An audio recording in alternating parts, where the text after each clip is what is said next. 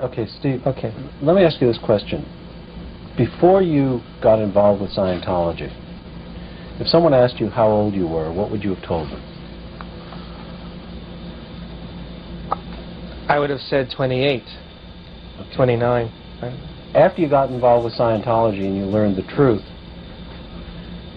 how old would you have told someone you were if you... 76 trillion years. Okay. Now, I should point out that that's 76 trillion Earth years. But there's different kinds of time. There's linear time, there's chronological time, there's three-dimensional time. On some of my auditing folders, they go back to quadrillions and quintillions of years, because there's a formula to convert that to Earth years. I just wanted to let you know so that there wouldn't be any problem with that. Okay.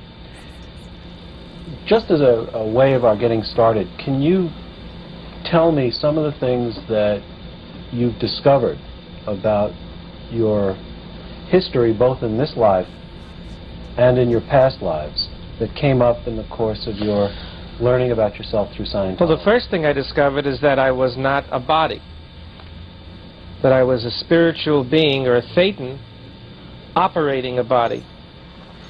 And once I had solid reality on that, I found out more about who I am, what I am, where I've been all this time, why I'm here.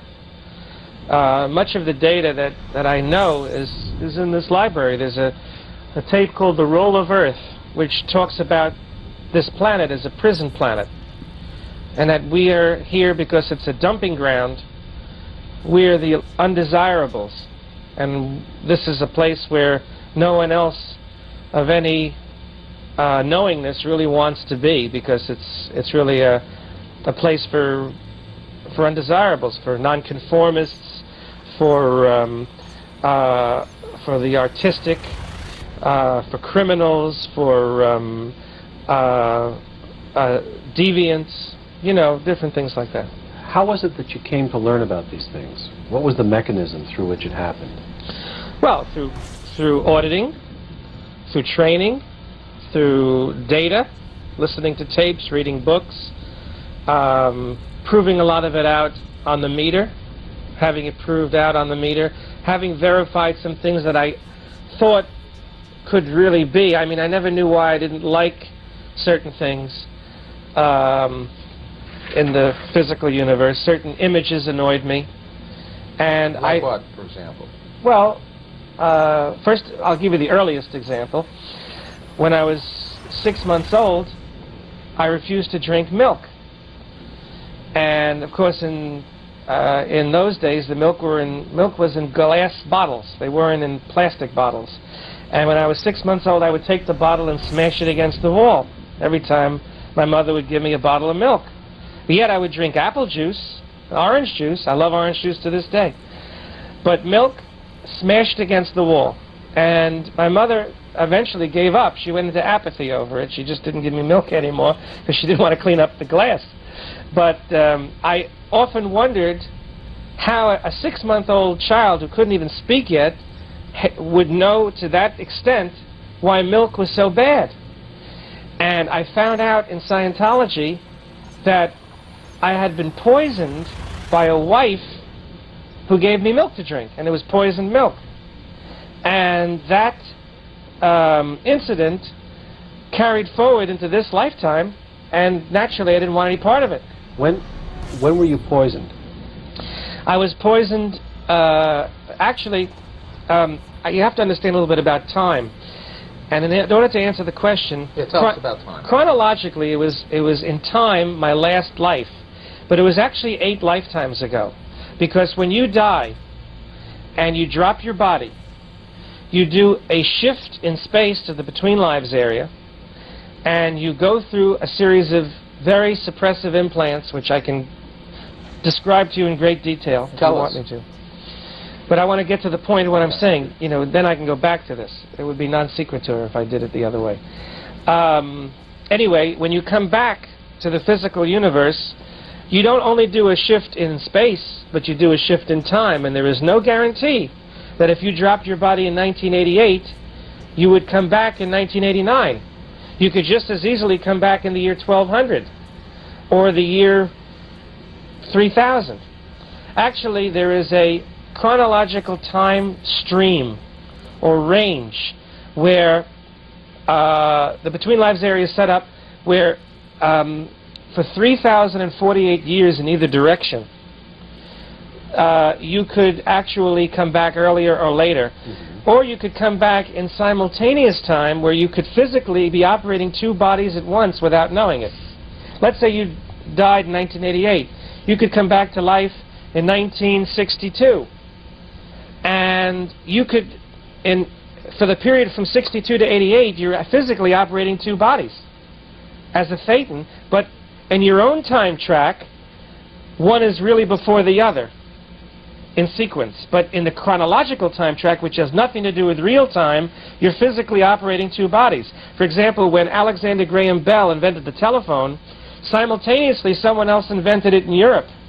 And when Bessemer invented the steel process, a guy named, I forget the name, but there was someone else who invented steel at the same time. I have it, it's in one of my books. Book by whom? By L. Ron Hubbard. And what actually was, these were the same person. They were the same person? But operating two different bodies. What book is it of Hubbard's that discusses this? It's actually a tape. It's a tape called The History of Man, which I have. I know exactly where to find it on the cassettes. It's the third tape in the series called The History of Man. I know my library. Okay,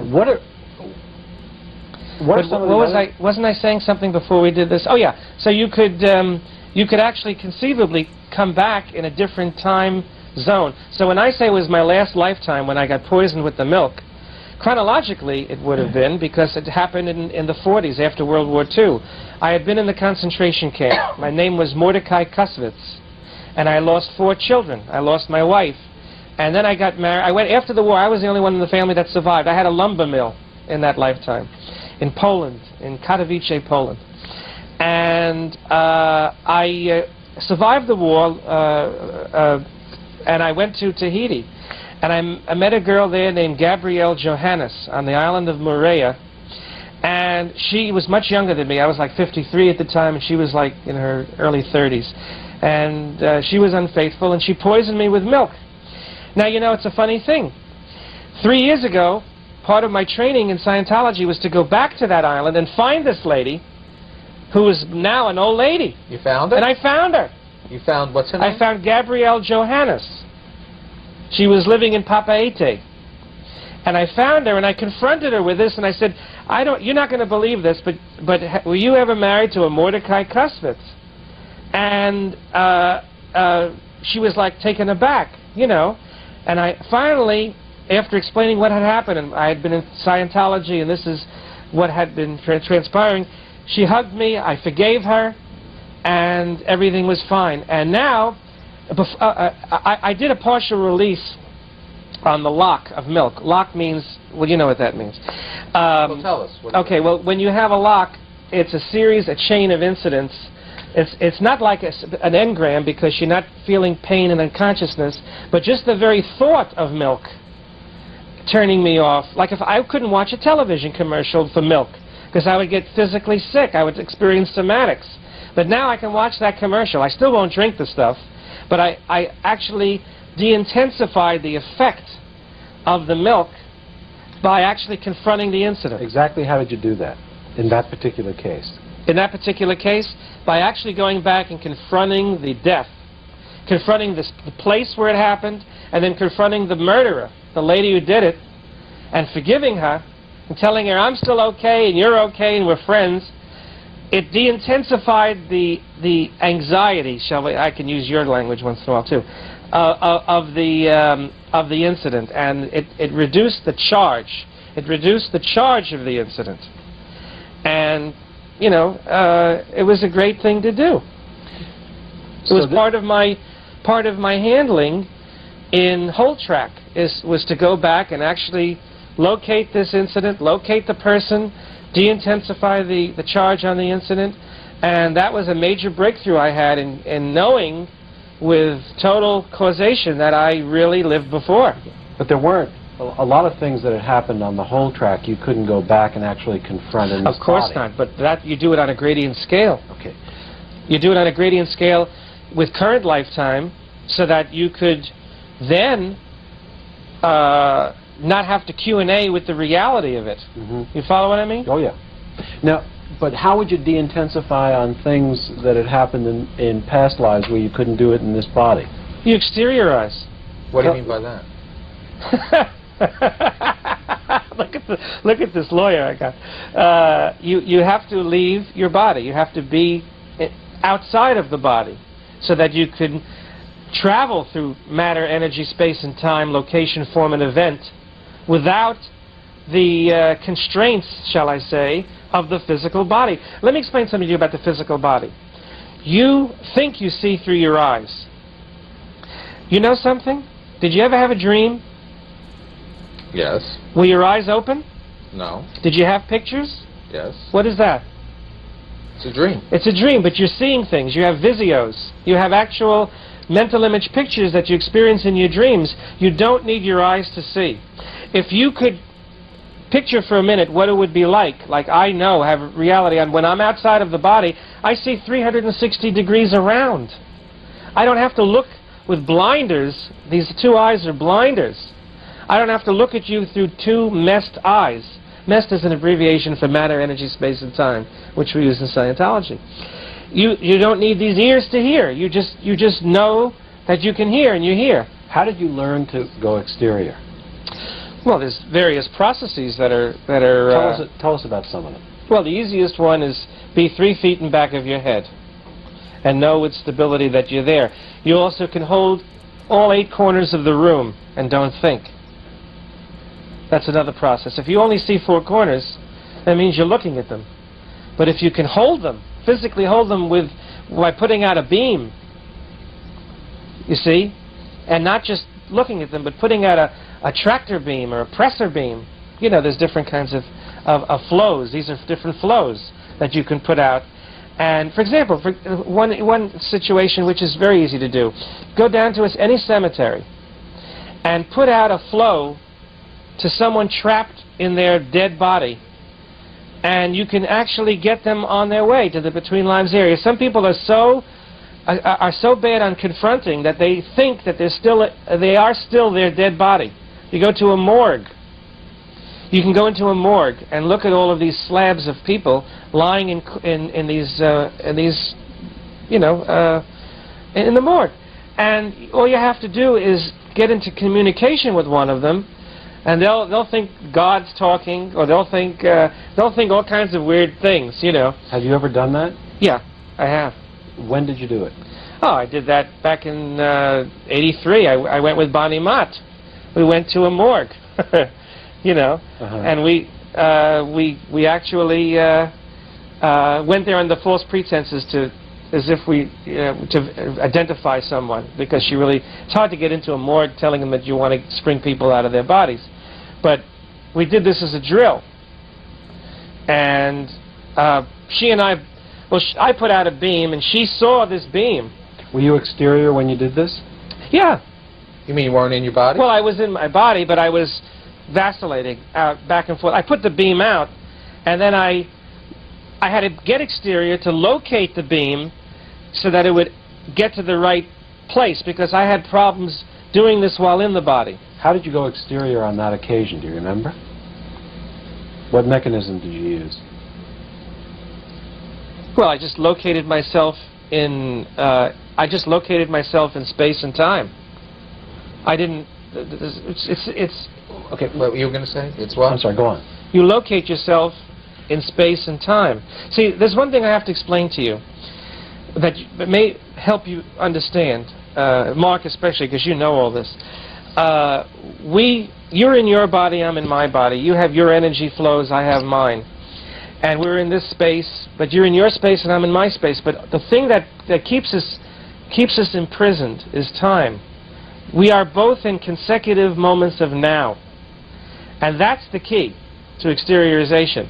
Time. You don't have to be in now. You can be in then, you can be in to be, You don't have to be stuck in nowness. That's why Earth and this physical universe is a prison planet. Can you exteriorize while you're sitting there talking to us? Yeah, I just find it very awkward to be able to... I just would find it very awkward at this point because I'm not comfortable, you know. Well, maybe later then. Maybe later. But my question is, when you exteriorize, what happens to your body? It stays where it is. I can talk through the body, but I can perceive different... In other words, the walls get very soft, like they're not there. You know, a lot of times I'll be sitting in this chair, and all of a sudden I'll get really frightened because I don't see this wall. I see the whole length of the next apartment. You know, and I've never been in that apartment. Never. But I know where everything is in there. Do you? Because I'll be sitting through, right here, just I'd be reading a book. Of course, you know, I don't read anything else but LRH. And all of a sudden LRH? L. Ron Hubbard. Okay. And I'll sit here, and all of a sudden, I really lose it because I don't see this wall. I mean, I see a whole series of rooms, you know, and everything around me, including what's under me, and that's another thing. When you can actually see through the floor, and you're looking down 11 floors, you get really shaky because you realize you're only in up in space. And there's nothing holding you up here. You were one time telling me that you could drive your car when you were exterior. Oh, yeah, yeah. A lot of times, well, that's an automaticity. An automaticity is very simple. You set the body on automatic. When I do a wedding, I'm very rarely around. What do you mean you're not around? I'm not around. The body does the wedding, says the words, goes through the vows. And sometimes I come back to the body in the middle of the ceremony and say, what the hell am I, where am I? What did I say last? Who got paid? You or the exteriorizing person? The body got paid. The body deserved it. It worked. I didn't do a damn thing. But sometimes I'll be like in the middle of the ceremony and all of a sudden I'll come back to the body because I was in Australia or somewhere and I don't even know what I'm doing. You know, like I have to catch myself and like, backtrack and see where we were, you know, where the body was, you know. Whenever I say where we were to Dr. Geertz, he says, oh, that's schizophrenia. But it isn't. It's actually the Thetan and the body interacting, you know. Dr. Geertz thinks you're schizophrenic? That's unfortunately, that's the kind of a doctor he is. But, you know, in the average layman psychologist, I'm not putting you down, but I'm just saying the average WOG, you know, WOG psychologist, I should say, would come to that conclusion. What is WOG? WOG is a acronym for Worthy Oriental Gentleman. I should bring my dictionary here. You're going to ask me a lot of questions, and I don't want to give you tech which isn't standard. Tech? What's tech? Technology. That's your belief system? Yes. Yeah, don't worry about talking Scientology. If you want to use the vocabulary. Yeah, but he's confused. You see, I'm giving him all kinds of MUs, and I'm going to. I'll tell you what. MUs? Misunderstood words. Okay. And he'll soon be doping off. You know.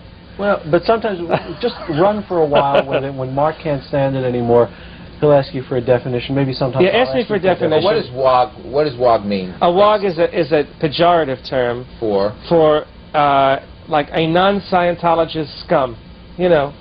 Well, it means worthy Oriental gentleman, but it also means the world operating genetically. That's the real definition. Who is a WOG then? Anyone who is not a Scientologist, anyone who is not aware of the fact that they're a spiritual being, operating a body rather than being a body. So then, am I a WOG? Well, I hope you're one of the better ones. Okay. well, presumably all WOGs, all suppressives are WOGs. Is that right? In order to be a no. Well, once you're a suppressive, you've been declared a non-Scientologist. By whom? But that's an interesting point. I never really looked at that before. That's like one of these syllogisms, you know, and that you get when you study logic. Mm-hmm. We're supposed to look out for things like that in word clearing, you know. When people do those generalities, that's a typical psych reaction, by the way. Okay. To give me a glittering generality like that. Who would be a suppressive? Well, if you hand me my Introduction to Scientology Ethics, I can read it to you, but I can tell it to you without it. Tell it to us. A suppressive is basically anyone who does not follow the 10 points of KSW, of keeping Scientology working. But more than that, not only not following it, but actually suppresses the church of Scientology, suppresses a Scientologist's right to go up the bridge. It's anyone who commits a high crime or an act of suppression which results in real negative statistics for an org or for any of the dynamics, actually. How vital is a Scientologist's right to go up the bridge? Well, there's two rights that have been interfered with in the physical universe. And those two rights are the right to one's sanity and the right to leave the game. Did you know that? Have you heard that before? Not the second one, no. Okay. The right to leave the game. If a person does not want to be here, and if a person wants to go to... I hate when that happens. Why don't we... Okay, let's go back to the question I think we were talking about before the phone call. I was asking you to explain the importance to a Scientologist of going up the bridge. Well, the bridge represents the levels of awareness, knowing how to know. And at the top of the grade chart, you enter a phase where you are not dependent upon the physical body for any reason whatsoever. You operate by postulates. You say, let there be light, and there is light. In other words, that's a postulate. And you don't need any of the barriers of the physical universe in which to operate.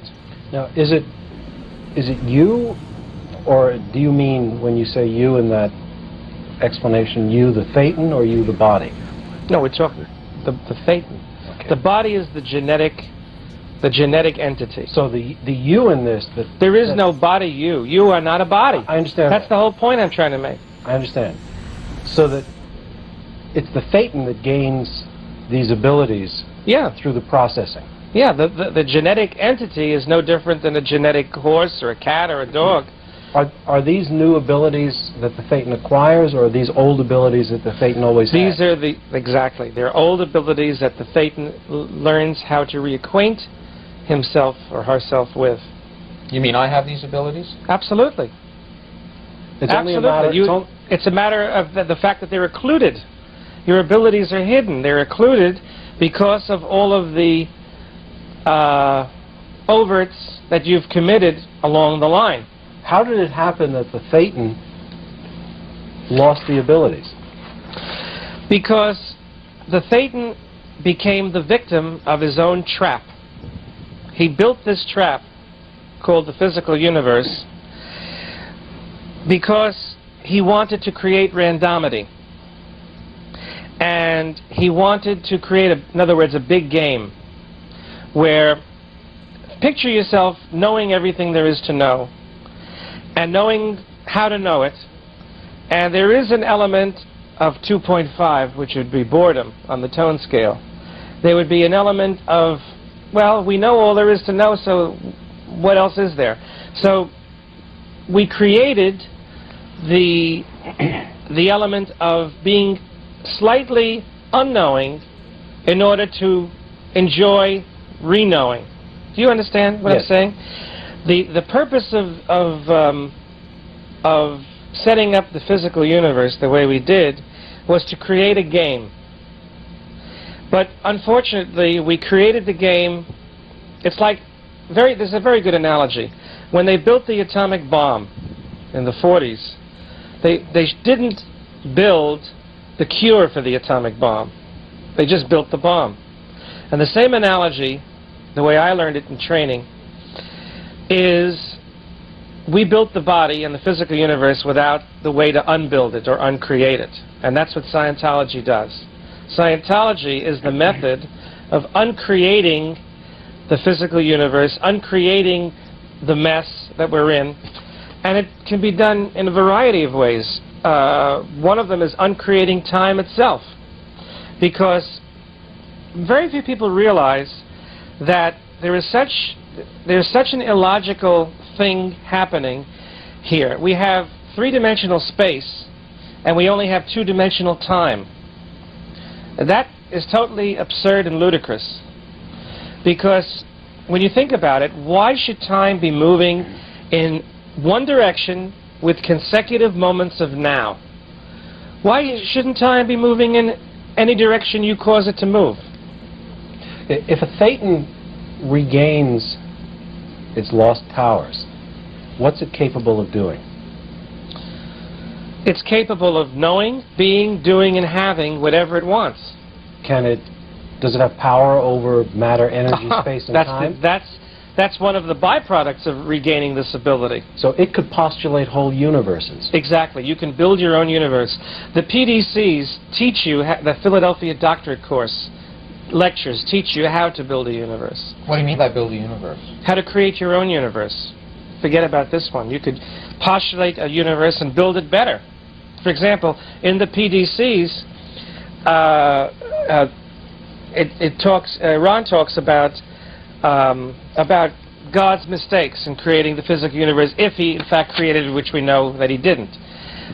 He created us, allegedly. That's the eighth dynamic theory. And, of course, it's also in my book of life, too. God created us as theta. In the book I say as pure thought.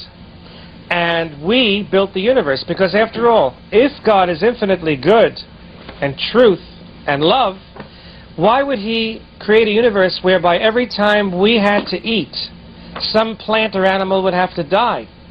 How important is it to you personally to regain your Thetan powers? It's the most important thing in my life. I would do anything it takes to do it.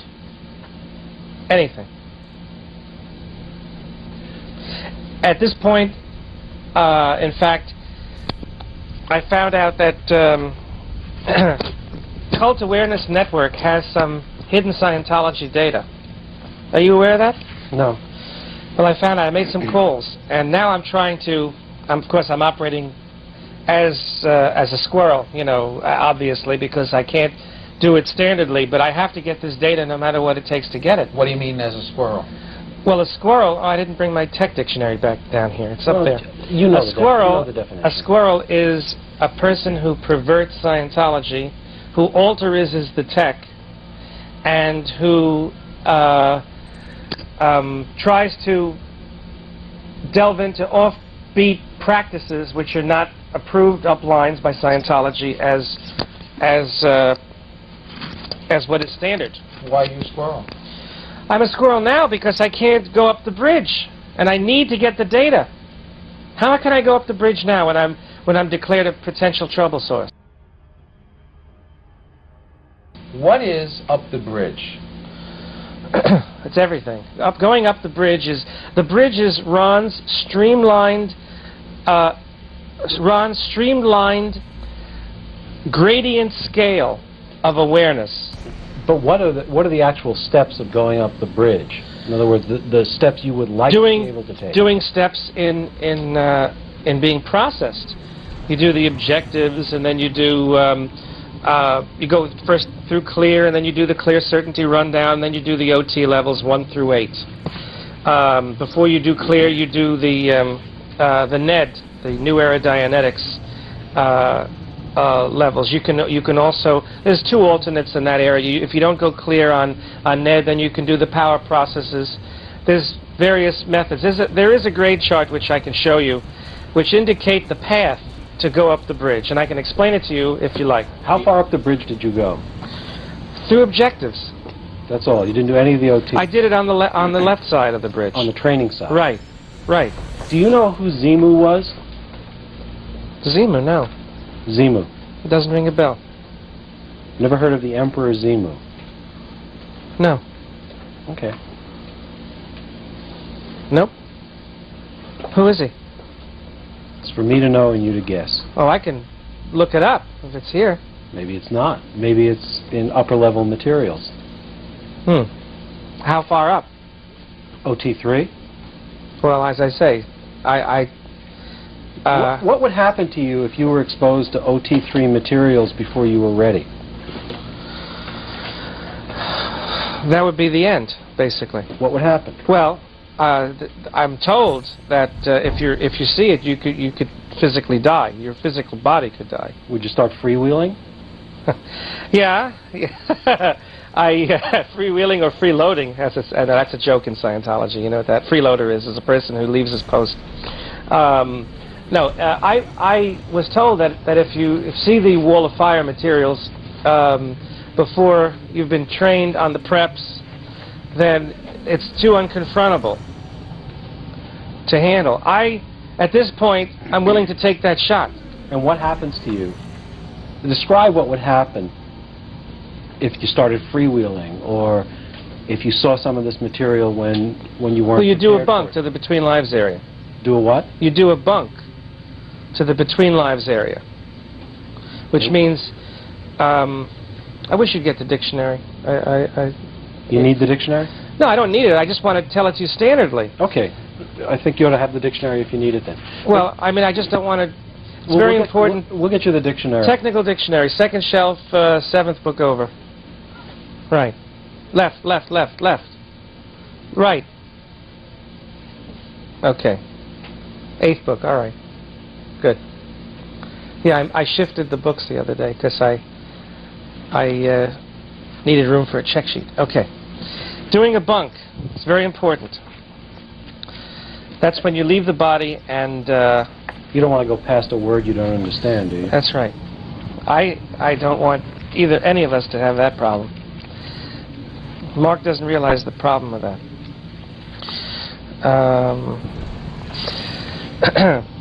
The body collapses, the heart is still beating, the lungs are still breathing, because the genetic entity is running those, but the thetan is gone.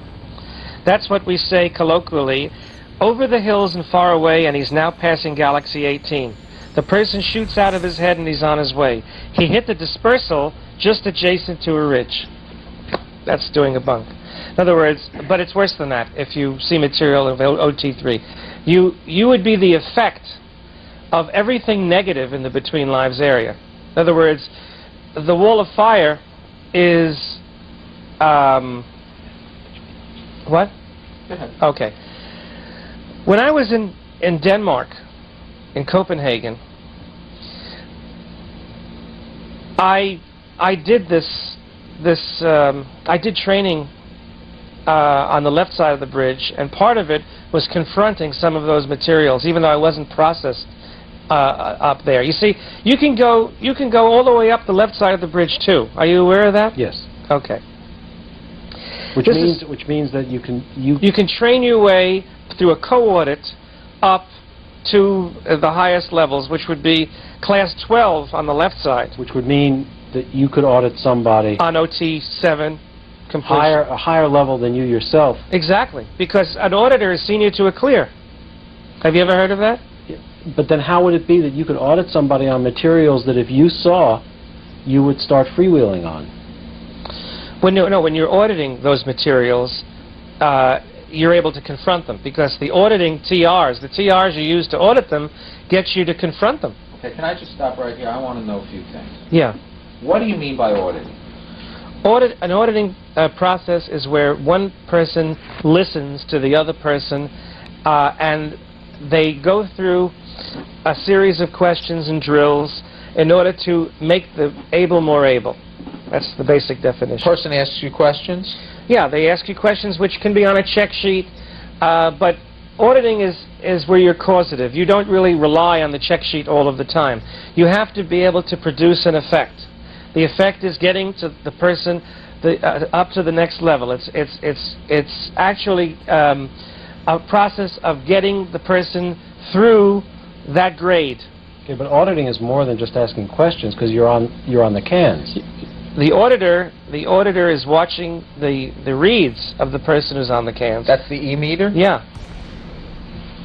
And what's happening with the E-meter? Can you just explain that for Mark? Well, the E-meter is giving you reads floating needle and rock slams if you have that.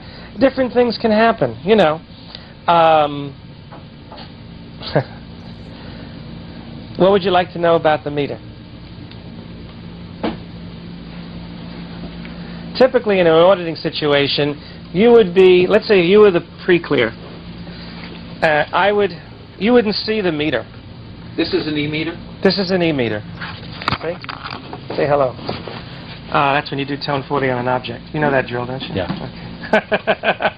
Let me have my microphone. Where do you... It's okay. Where do you get this e-meter from? You buy it from any central organization. Who makes it? Bridge Publications. I mean, Scientology sells it to you? Sure. It's about $3,500. This one that I'm holding? Yeah. It's called the Mark Hubbard Super 7. Professional Mark Super 7? Right. Now, what do these things do? Okay. I can explain it to you. This is your tone arm. Okay? This is the most important dial on the meter because it indicates whether a process is flattened or whether it has to be audited out until you get a phenomena where you go on to the next process. This meter is very, very unique because it gives you a digital read on the tone arm. You may not have even seen a Mark Super 7. Haven't. You've seen the 6, right? Yeah. Okay. This gives you a digital readout for the tone arm, which that does not do. Follow? Also, your needle is of a much better quality. The needle itself is calibrated better. You have, they even have a remote tone arm now, which I would love to get, but unfortunately they won't sell me one, you know.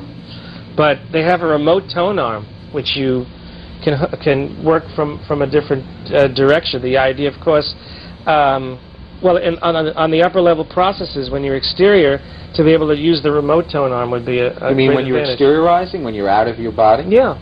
You do solo auditing. When you do solo auditing, you don't hold the cans. You're holding them upside down, Mark.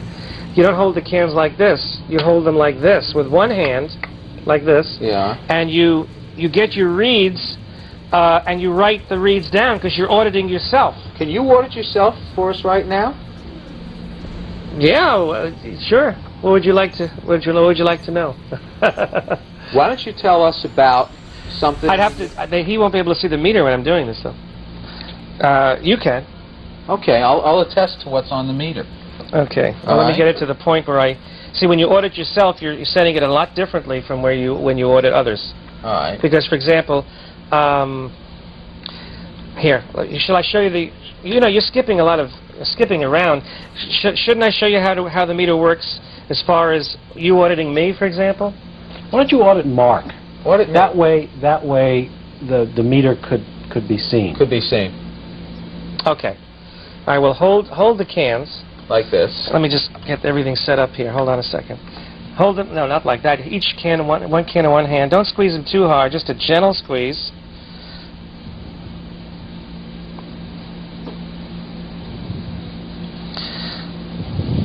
Hold on.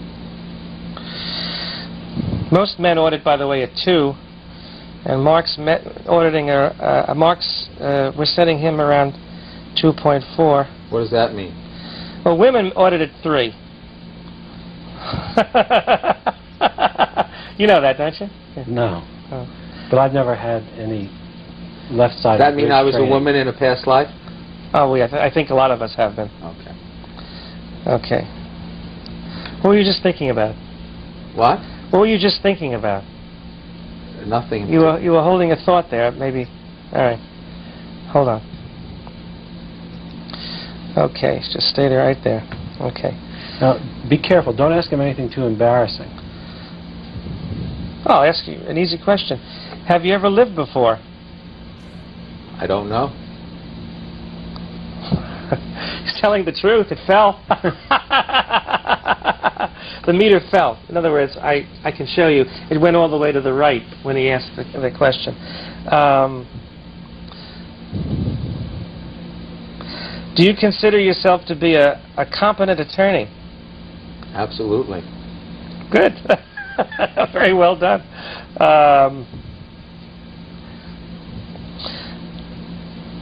Is the sky orange? No. See where it went? Except there's something I just noticed. Yeah. I squeezed the can slightly and it jumped. Well, you're not supposed to do that. But how do I know to keep the exact same pressure on? When you said, is the sky orange, and you said no, it showed a lie reaction, because at the end of the day, the sky is orange. And it showed that you see, it contacts you as a being, not as a, it contacts not the analytical mind. Contacts the... I mean, if it doesn't contact the, it contacts you as a being. In other words, you're Thetan. The Thetan. In other words, you're saying this has no scientific... Oh, sure it does. You just lied without your knowledge, and it picked it up. So if I lie without, if I do not purposefully lie, you know what I'm it saying? tells me that I lied anyway, right? Yeah. Yeah, exactly. So if my subconscious knows that I lied... It'll indicate it just like it did just now. But you said it's not the subconscious. Well, it's the Thetan. It's the you as a being Okay. always knows what's real. All right. Ask me something else along those lines. Well, give me let's use one of my check sheets. Why don't we show the meter to the camera, hold it up towards the camera. Right. And then just ask a question so that the camera can see. Give me one of those check sheets. Just ask a question. You know, and then we can do the check sheet in a minute. But just ask any question while the meter's to the camera. Okay, well, just a second. Are you holding the cans the same way? Yes. No, all right. Hold on just a second. Okay. All right. What was that thought? What did you just think of? God, I wish I could lose some weight. You see what happened? As he thought of something, without me doing anything, the meter indicated A thought? a fall. Yeah. Okay. Let's. But I'm always thinking. All right. Let me. Now, try not to think of a pink elephant.